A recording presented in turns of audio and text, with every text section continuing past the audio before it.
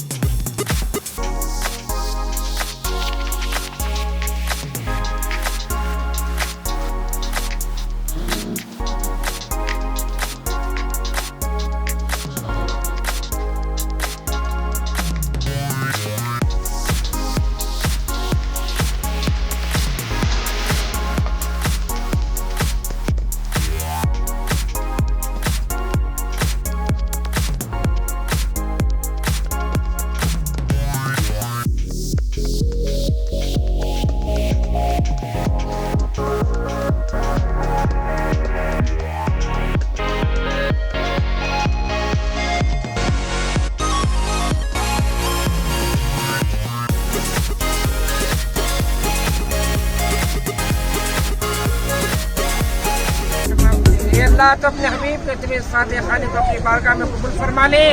अल्लाह सरकार अम्मा जान बाबा जान के दयार में हिंदू मुस्लिम सिख ईसाई सब एक जगह जमा होकर अल्लाह भाईचारे का ये हम तेरी बारगाह में वादा करते हैं। अल्लाह तो अपने हबीब के तुफैल तमाम के दरमियान भाईचारा पैदा फरमा।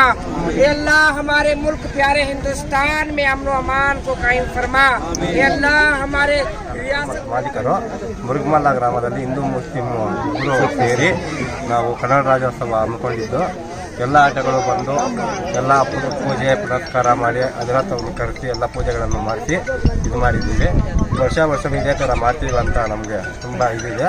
ಇದರಿಂದ ಇದೇ ಥರ ಎಲ್ಲ ಯೂನಿಯನ್ ಆಗಿದ್ದು ಇದೇ ಮುಂದೆ ವರ್ಷ ಇದೇ ಥರ ಮಾಡ್ಕೊಂಡು ಹೋಗಬೇಕು ಅಂತ ನಾನು ಮನವಿ ಅಧ್ಯಕ್ಷರು. ನಾವು ಚಿಂತಾಮಣಿ ಮುರುಗಮಲ್ಲ ಗ್ರಾಮದಲ್ಲಿ ಇವತ್ತು ಪ್ರಥಮ ಬಾರಿಗೆ ಕನ್ನಡ ರಾಜ್ಯೋತ್ಸವವನ್ನು ಹಮ್ಮಿಕೊಂಡಿದ್ವಿ.